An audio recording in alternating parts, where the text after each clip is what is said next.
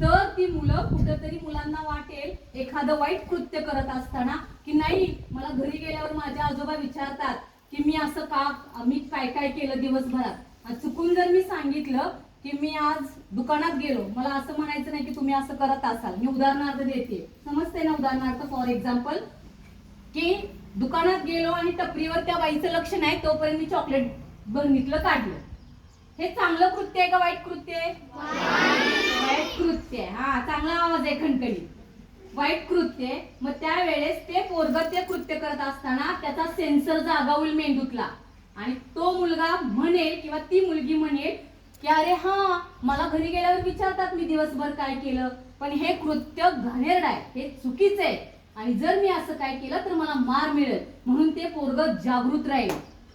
आणि ज्या वेळेस जागृतीला सुरुवात होईल त्यावेळेस बदलापूर सारख्या घटना घडत आहेत, कोलकात्यामध्ये ज्या काही घटना घडलेल्या आहेत, या घटनांना पण आळा बसवला जाईल. कारण की ज्यावेळेस मुलांचं, पालकांचं आणि शाळेतल्या शिक्षकांचं जर कम्युनिकेशन झालं तर मला असं वाटतंय की बऱ्याच अडचणींवर आपण मात करू शकतो. शाळेमध्ये एखादी मुलगी रोज छान येते, छान हसते, छान सगळ्या खेळांमध्ये इन्व्हॉल्व्ह होते, पण अचानकच ती बोलायची बंद होते.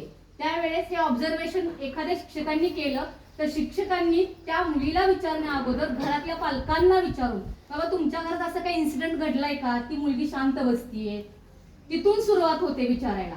कुठल्याही गोष्टीच्या मुळाला जर हात घातला तर त्या गोष्टीचं मूळ आपल्याला, त्या गोष्टीचा जो काही सार आणि सारांशापर्यंत जे काही इतिहास आहे तो समजायला खूप सोपं जाईल असं आम्हाला वाटते.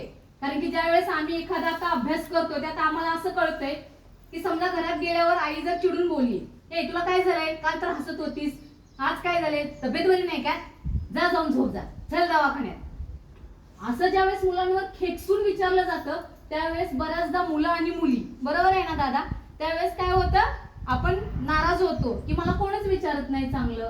पण ते म्हणजे कुठल्याही एवढी वाईट आहेत असं मला म्हणायचं नाही. मी पण कुणाची तरी आई आहे, मला असं म्हणायचं नाही की आपण वाईट आहोत, पण विचारण्याच्या पद्धती पण असतात. शांत विचारणं, प्रेमाने विचारणं. शाळेत असल्यानंतर टीचरांनी जरी विचारलं गेलं, टीचर विचारतात, बाबा तू आज